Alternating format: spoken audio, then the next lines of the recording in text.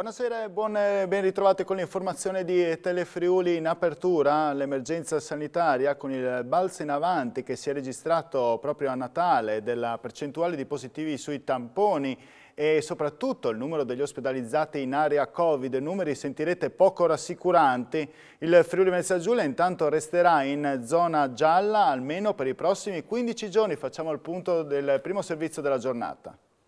Aumenta la percentuale di positivi sui tamponi effettuati. Solo nell'ultima giornata sono stati registrati su 1769 tamponi molecolari 222 nuovi contagi, con una percentuale di positività del 12,5%.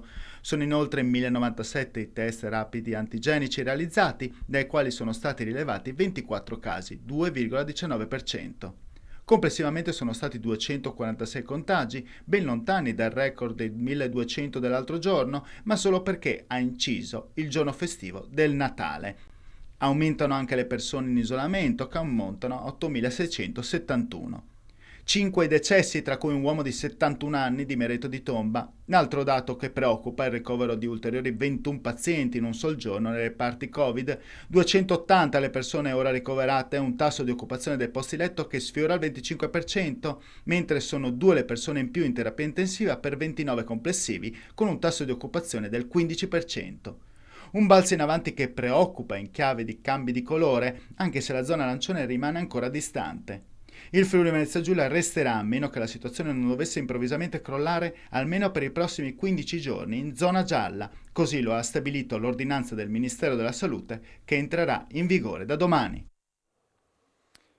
Ed è invece entrata in vigore l'ordinanza del Ministero che prevede la somministrazione al bancone dei bar solo per chi è vaccinato. Un provvedimento che scontenta i baristi costretti ad assumere personale, a loro dire, solo per effettuare i controlli per il Super Green Pass. Sentiamo le interviste e vediamo quali sono le altre disposizioni che entreranno in vigore.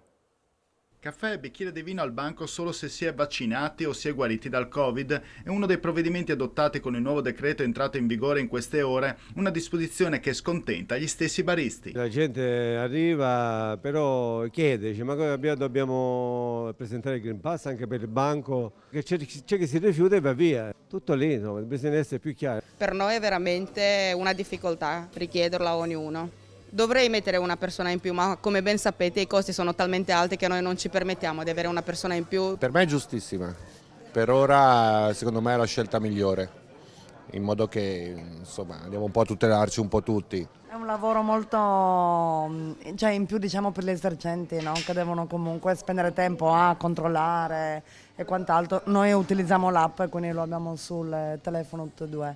Ma è giusto. Secondo me è giusto, la salute innanzitutto. Il decreto rende inoltre obbligatoria la mascherina FFP2 sui mezzi di trasporto, ma anche per spettacoli aperti al pubblico che si svolgono all'aperto o al chiuso in teatri, sale da concerto, cinema, locali di intrattenimento e musica dal vivo e anche altri locali assimilati, e per gli eventi e le competizioni sportive che si svolgono al chiuso o all'aperto. Divieto poi di consumare cibi e bevande in tutti questi luoghi e stop a feste in luogo aperto. Dal 30 dicembre scatterà poi la chiusura delle discoteche fino al 31 gennaio. Aumento di contagi da una parte e poi i docenti devono ancora mettersi in regola con il Super Green Pass. Così al quarto comprensivo di Udine si è deciso di ritardare al 10 gennaio il rientro a scuola degli studenti. Sentiamo il preside De Nardo.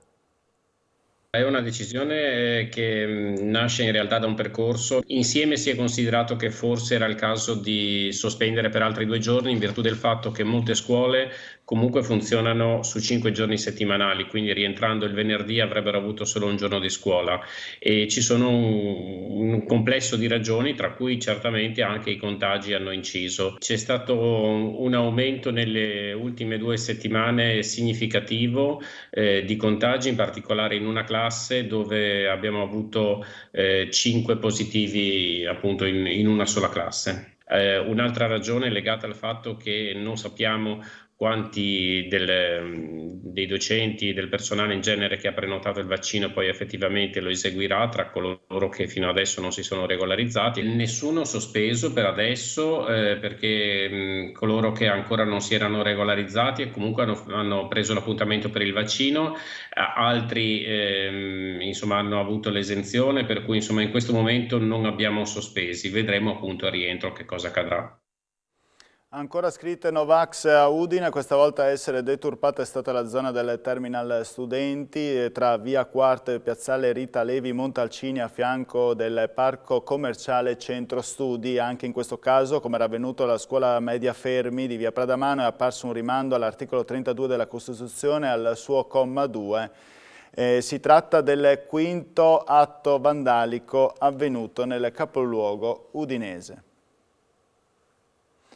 E ora passiamo alla cronaca. In un incidente stradale e in un incendio hanno perso la vita la sera della vigilia di Natale 2 coniugi e un professore in pensione. Le tragedie si sono verificate rispettivamente a Faedis e a Sacile. Alberto Colmisso. Vigilia di Natale con 3 morti in Friuli. Mentre marito e moglie sono deceduti in un incidente stradale tra Faedis e Povoletto, un ex insegnante di 81 anni in pensione è rimasto ucciso in un rogo divampato a Sacile. Si tratta di Fernando Salvador, che poche ore prima aveva incontrato la figlia. Il rogo, divampato alle 23 nel suo appartamento al 6° piano di un condominio in Viale Zancanaro, è probabilmente partito da una stufetta andata in cortocircuito. Quando i vigili del fuoco sono giunti sul posto, hanno visto le fiamme uscire con violenza dalle finestre dell'appartamento. Mentre una squadra ha attaccato l'incendio con l'autoscala dall'esterno, un'altra ha provveduto all'evacuazione completa dello stabile, tra gli appartamenti inagibili. Successivamente, seguendo le rampe delle scale con le tubazioni, i pompieri sono riusciti a spegnere il rogo dall'interno, rinvenendo la salma di Salvador, sul posto per le indagini carabinieri di Sacile. Alle 19 invece si è verificato un incidente dall'esito mortale.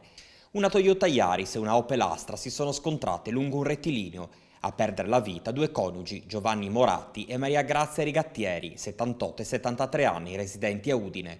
Nell'altra auto viaggiava un uomo di 39 anni, residente a Cividale, illeso, risultato positivo all'alcol test. Sul posto i vigili del fuoco di Udine, insieme ai carabinieri della compagnia di Cividale e a personale del 118.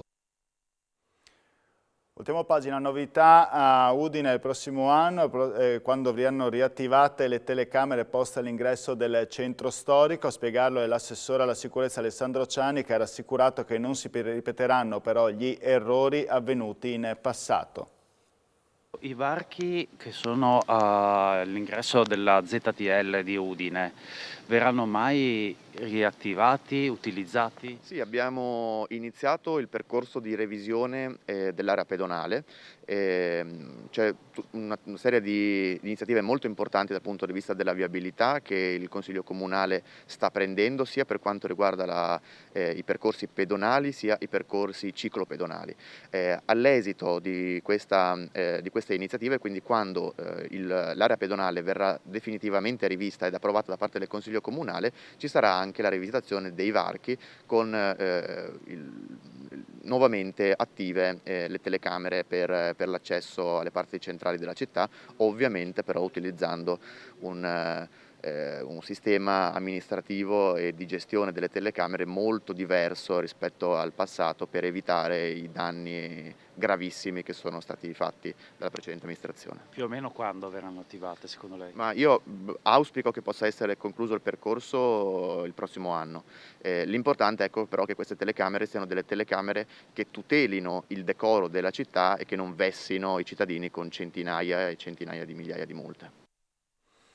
Ci trasferiamo ora a Gemona, dove è stato presentato il nuovo percorso tematico La Divina Gemona 700 passi con Dante, promosso dall'assessorato alla cultura del comune per valorizzare il territorio e le sue peculiarità in chiave culturale e turistica. A dirci tutto è Alexis Sabot in questo servizio.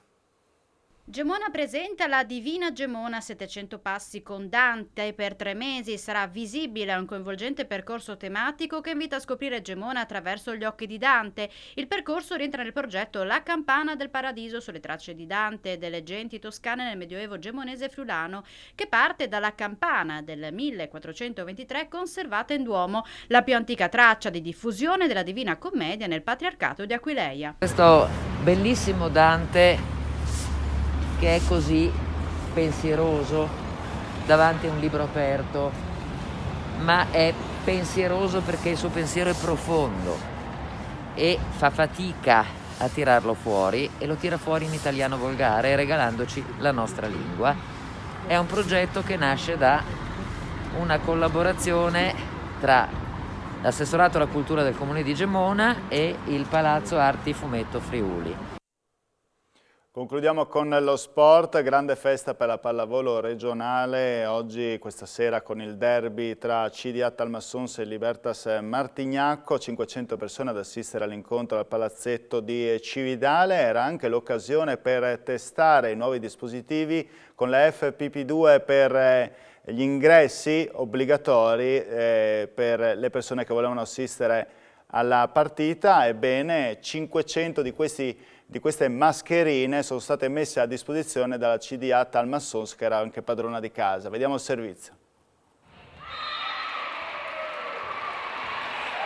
Circa 500 persone a vedere questo incontro, una bella presenza di pubblico in un giorno come Santo Stefano. Sì, diciamo è una tradizione che si ripete dopo quel 2019 dove riuscimmo ad avere anche 3.000 spettatori al Carnera.